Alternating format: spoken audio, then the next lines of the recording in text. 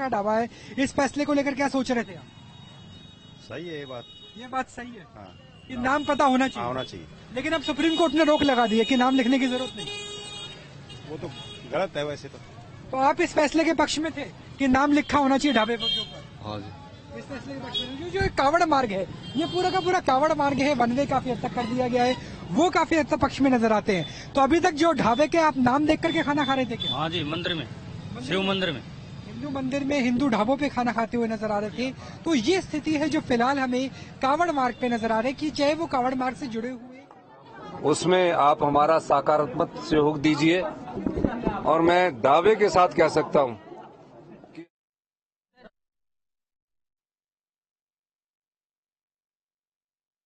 Supreme court ने अपना फिलहाल रुख स्पष्ट करते हुए यूपी सरकार के इस फैसले पर रोक लगाई है और इस पूरे संदर्भ में उत्तर प्रदेश समेत उत्तराखंड और मध्य प्रदेश सरकार से भी जवाब तलब किया है। तो जिसके लिए शुक्रवार तक का वक्त यहां पर दिया गया है सुप्रीम कोर्ट की तरफ से। वैसे में देखना होगा कि सरकार किस तरह से अपना पक्ष जो है वो तीनों राज्यों के यहां पर रखते नजर आ सकती है।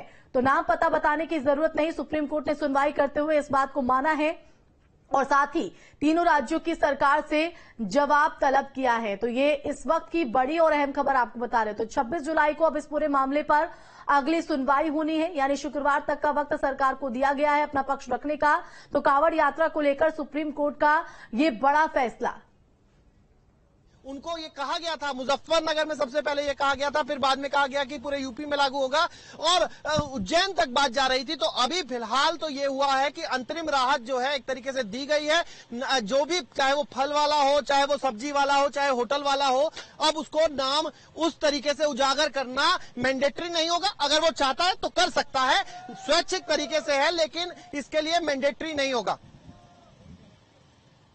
तो देखिए यहां पर अंतरिम रूप जो है वो लगाई गई है। सुप्रीम कोर्ट ने तीनों राज्यों को इस संदर्भ में नोटिस भी जारी कर दिया है और साथ ही साथ अब तीनों ही सरकारों को जो है यहां पर अपना पक्ष रखना होगा। क्या कुछ जवाब रखती है सरकार, ये देखना होगा। उनसे हम बात करने की कोशिश करेंगे। भाई, जिस तरीके से ये फैसला आया था यहाँ पे शासन का, मुजफ्फरनगर का, कि जो आपको कुछ भी आप बेचते हैं उसकी दुकान का नाम बताना होगा, उसे आप किस तरीके से देखते थे? ऐसा होना चाहिए, नहीं होना चाहिए? सही है, नॉर्मल ही बात है वैसे तो, देखो होना भी चाहिए। मतलब पहचान बताने में कोई आपत्ति नहीं होनी चाहिए। दुकान है, आपत्ति क्या होनी चाहिए? देखो अपना नाम तो नाम है, कोई बात नहीं, तुम्हें बताने में क्या दिक्कत है? नाम से दुकान है, 22 साल से दुकान है पुलका जी के अंदर। तो यानी आपको नाम बताने में कोई आपत्ति नहीं थी? और जो कावड़ियार थे वो भी क्या इसका स्वागत करते हैं? हाँ, इसका स्वागत होना चाहिए। तो यहाँ पे जो लोग हैं उन्हें कोई आपत्ति नहीं है। भाई, जो नाम बताने वाला चीज चल रही है उससे कोई दिक्कत थी या नहीं थी? नहीं, तो कोई दिक्कत नहीं है। स्वागत करते थे उस फैसले का, लेकिन अब सुप्रीम कोर्ट ने उस पर रोक लगा दी जी। तो यहाँ पे जो लोग हैं उनका कहना है कि यहाँ पे आप देखिए कि राहुल चोपड़ा, इस तरीके से हर जगह नाम लिखा हुआ है क्योंकि अभी आदेश नया है।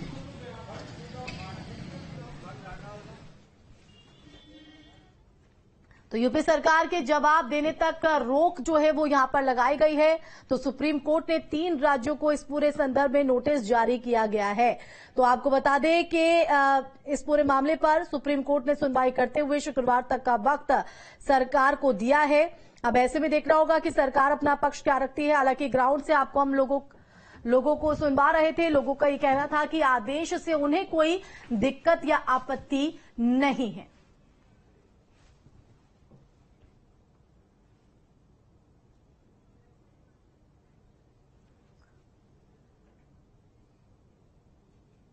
दिल्ली से मोहित बख्शी और शुभम हमारे साथ लखनऊ से लाइव जुड़ गए हैं। सबसे पहले मोहित, आप ही का रुख करना चाहेंगे क्योंकि सुप्रीम सुनवाई इस पर हुई है, अंतिम रोक यूपी सरकार के इस आदेश पर। क्या कुछ रहा आज सुनवाई के दौरान, जरा डिटेल में बताएगा मोहित।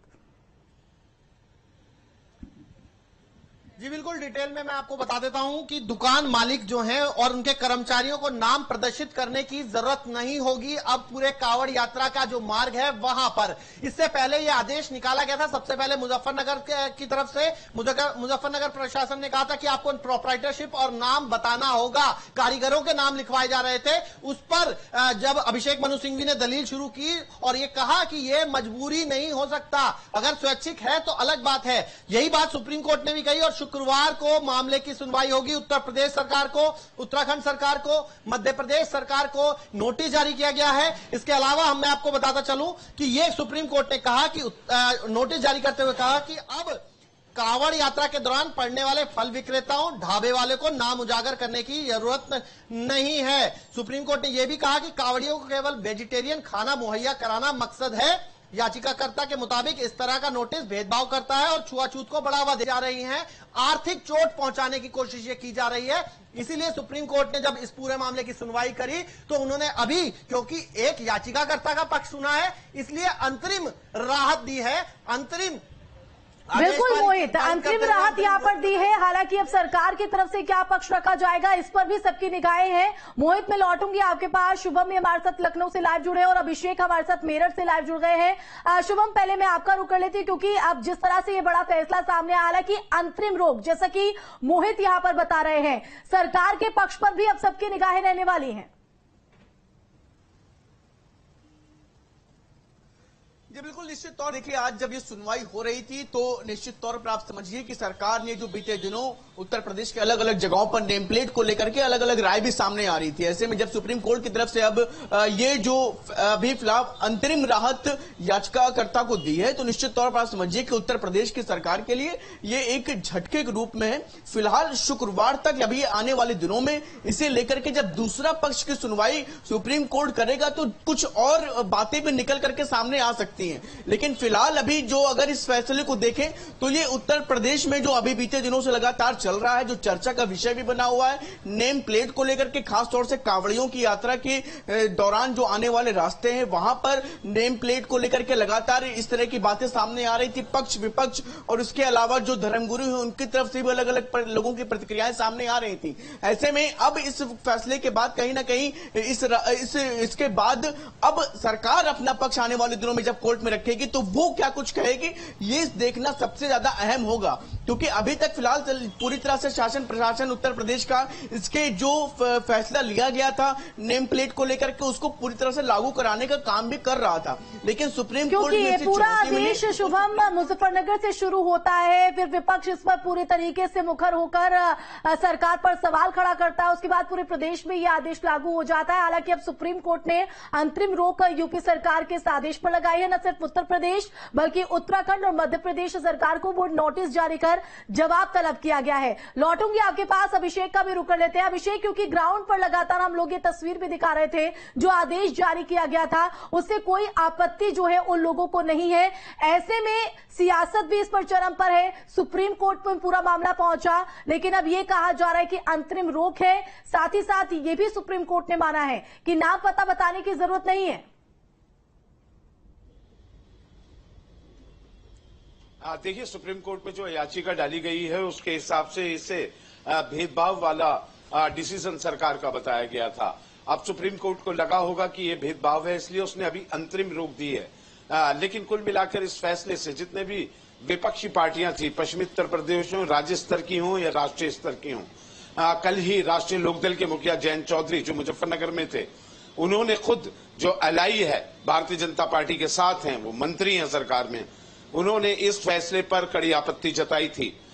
इसके साथ ही लगभग सारे जितने भी दल हैं जो भाजपा के साथ भी हैं, उन्होंने भी इस पर अपनी आपत्ति जताई है।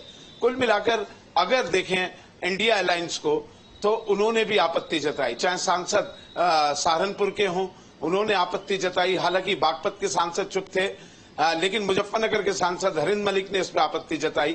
तो ये मामला एकाएक 3 दिन के अंदर तूल पकड़ा है। शुरुआत मुजफ्फरनगर से हुई थी और मुजफ्फरनगर से ही अभी तक दूसरे जिलों में ये बढ़ भी नहीं पाया। मेरठ की बात करें, मेरठ में ड्राइव प्रशासन ने शुरू नहीं किया है और न ही दुकानों के नाम बदले गए।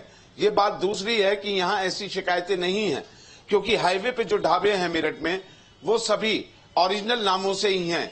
ऐसी कोई शिकायत अभी तक नहीं आई है कि नाम बदलकर गैर संप्रदाय या दूसरे धर्म के लोग ऐसे ढाबे खोल रहे हैं। मुजफ्फरनगर, पुरकाजी और मंगला और जो रुड़की से लगता हुआ एरिया है, वहीं ऐसे सबसे ज्यादा ढाबे मिलते हैं। एक चिड़ियापुर एरिया है जो हरिद्वार चंडी देवी घाट से नजीबाबाद रोड की तरफ जाता है, वहां तमाम इस तरीके के ढाबे हैं जो मुस्लिम ऑनर हैं जिनके, और हिंदू नामों से वो चलाए जा रहे हैं। और चिड़ियापुर एक ऐसी जगह है वो कनेक्ट करती है यूपी को उत्तराखंड के साथ। तो ऐसे ढाबे वहां पे काफी मात्रा में देखे गए हैं।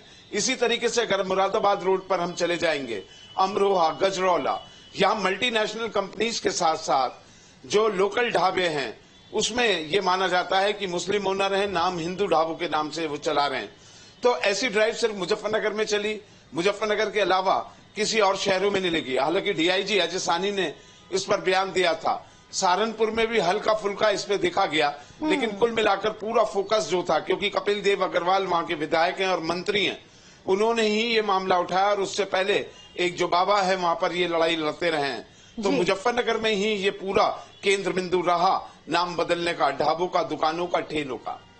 और यही वजह रही कि पूरे प्रदेश में आदेश लागू होता है और अब सुप्रीम कोर्ट का रुख याचिकाकर्ता की तरफ से किया जाता है। हालांकि यह अंतरिम रोक है, सरकार की तरफ से क्या पक्ष रहेगा इस पर भी सवाल है। मोहित, एक बार फिर से मैं आपका रुख करना चाहूंगी, क्योंकि इस आदेश के बाद कई तरह के सवाल खड़े किए जा रहे थे और याचिकाकर्ता ने भी सांप्रदायिक सौहार्द का जिक्र अपनी इस याचिका में किया है। तो आज जो सुनवाई यहाँ पर रही, याचिकाकर्ता की तरफ से क्या कुछ दलीलें पेश की गई, ये भी बात सामने आ रही है कि हिंदू सिख हो, ईसाई हो, मुस्लिम हो, शिव ढाबा कोई भी चला सकता है। आखिर इस बारे में क्या कुछ दलीलें और शिव ढाबा का जिक्र क्या हुआ है, जरा ये भी बताइएगा। बिल्कुल, मैं आपको सिलसिलेवार तरीके से बताता चलता हूं। ये कहा गया कि ये सिर्फ ढाबा तक सीमित नहीं है, रेहड़ी वालों पर भी दबाव बना जा रहा है ताकि एक विशेष समुदाय का आर्थिक बहिष्कार किया जा सके, ये कहा गया। सुप्रीम कोर्ट ने कहा कि यह स्वैच्छिक है या मैंडेटरी नहीं है, लेकिन याचिकाकर्ता ने कहा हरिद्वार पुलिस ने केस इसको लागू किया है, इसको देखें। वहां पुलिस की तरफ से चेतावनी दी गई है कि अगर नहीं करते तो कार्रवाई होगी। मध्य प्रदेश में भी इस तरीके की बात कही गई है। याचिकाकर्ता ने इसे आर्थिक मौत देने की बात कही है, आर्थिक मौत की तरह कहा। ये तमाम दलीलें थी जो रखी गई और फिर जस्टिस भट्टी जब इस पर बात कर रहे थे तो उन्होंने कहा, अभिषेक मनु सिंघवी की एक बात बता दूं, उन्होंने कहा कि हमें स्थिति को इस तरह नहीं बताना चाहिए कि जो जमीनी हकीकत है वही बताओ। उन्होंने सुप्रीम कोर्ट ने जब कहा तो उसके बाद जस्टिस भट्टी ने कहा कि ये पहचान का बहिष्कार है, आर्थिक बहिष्कार है। ये बात अभिषेक मनु सिंघवी ने कही है जस्टिस भट्टी जब सुनवाई कर रहे थे। तो आप समझिए कई दलीलें जो हैं वो रखी गई और बताने की कोशिश की गई कि ये एक समुदाय विशेष या फिर किसी एक व्यक्ति तक सीमित नहीं है। ये जिस तरीके से चोट पहुंचाई जा रही है वो सामाजिक सौहार्द को चोट पहुंचाई जा रही है, इसलिए इस तरीके के आदेश पर रोक लगनी चाहिए। ये बात जो है सुप्रीम कोर्ट के सामने आई और माननीय सुप्रीम कोर्ट ने सारी दलील सुनने के बाद, क्योंकि अभी एक पक्ष सुनना बाकी है, यूपी सरकार, मध्य प्रदेश सरकार और जो उत्तराखंड सरकार है उनका पक्ष सुनना बाकी है, इसलिए अभी पूरे तरीके से आदेश पर रोक जो है अंतरिम रोक है। ये जी ये समझना होगा, ये अंतरिम रोक है। 26 तारीख को सुनवाई होगी, तीनों ही सरकारें अपना जवाब देंगी, तब ज्यादा स्थिति स्पष्ट होगी। बिल्कुल, पूरी स्थिति तभी स्पष्ट हो पाएगी और आखिर सरकार का क्या पक्ष इस पूरे आदेश के जरिए रहा है, ये भी कहीं ना कहीं समझना होगा। एक बार फिर से शुभम आपका रुख करना चाहेंगे, क्योंकि हालांकि अंतरिम रोक की बात यहां पर हो रही है, लेकिन सुप्रीम कोर्ट का जो रुख अभी फिलहाल देखने को मिला है, योगी सरकार के लिए इसे एक बड़े झटके के तौर पर देखा जाए।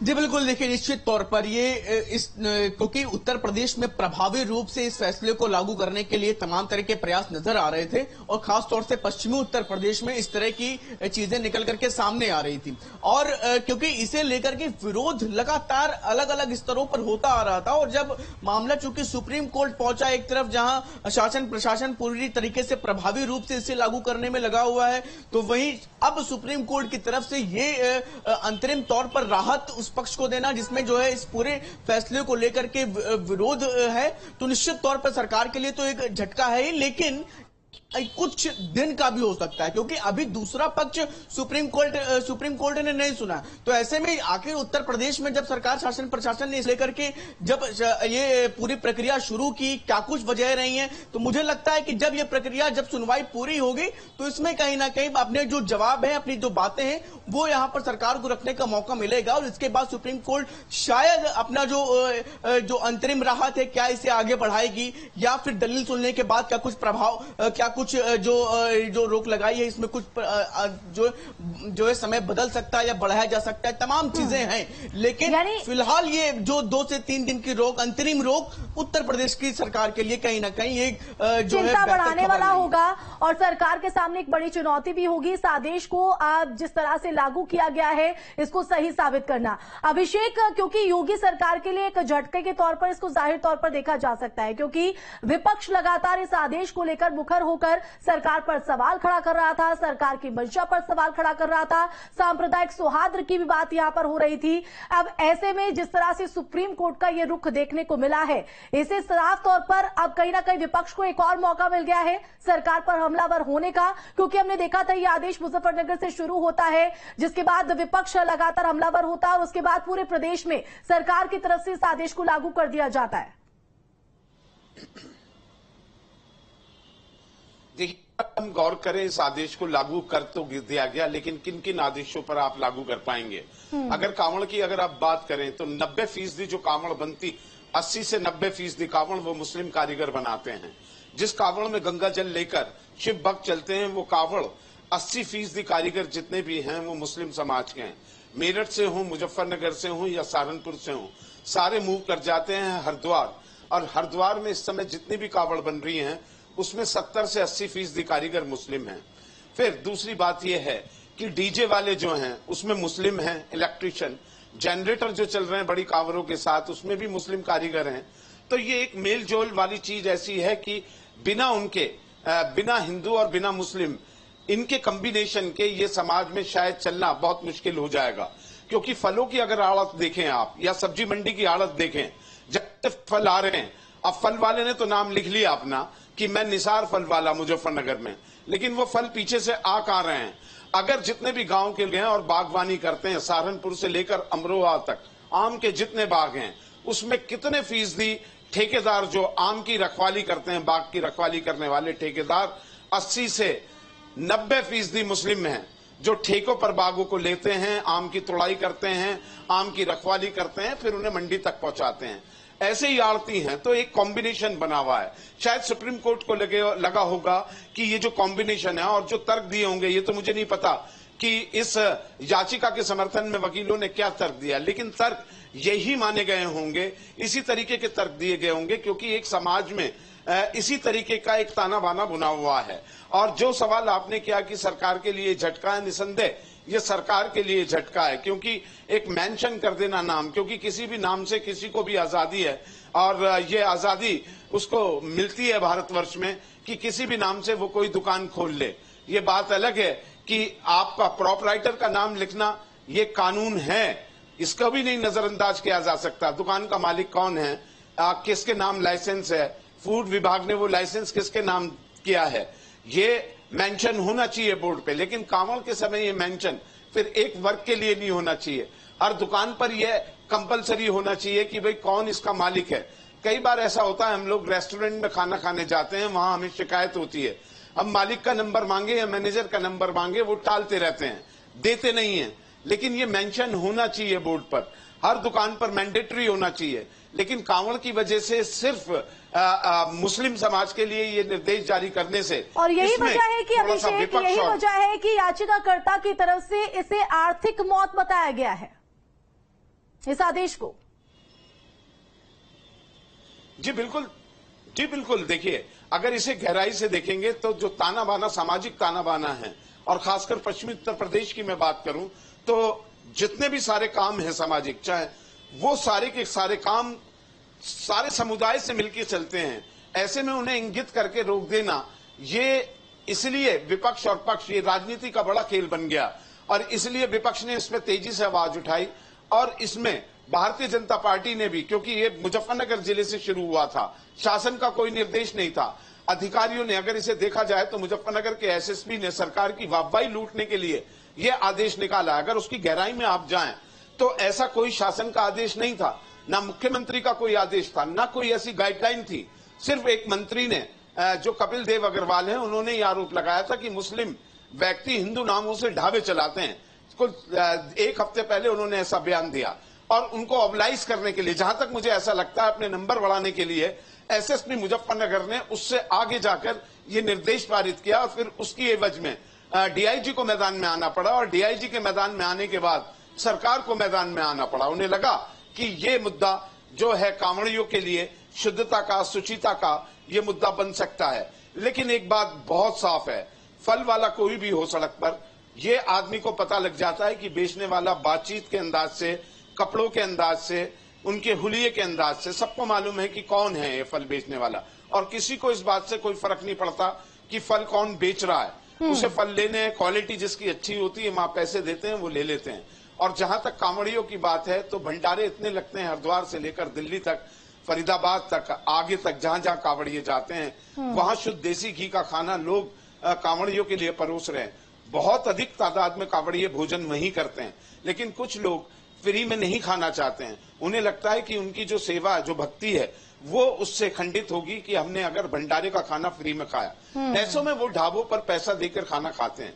फिर अगर ढाबों पे भी खाना लहसुन प्याज का के बिना नहीं बन रहा, तो वो लोग जो भंडारे हैं उसकी गुल्लक या जो वहां चंदे के लिए बक्सा रखा हुआ है, वो अगर भंडारे में खाना भी खाते हैं। कहीं न कहीं इस आदेश के जरिए सरकार की तरफ से भी दिया गया था। हालांकि अब सरकार क्या पक्ष रखती है, किस तरह से रखती है, और इस सुप्रीम कोर्ट के दखल के बाद ये आदेश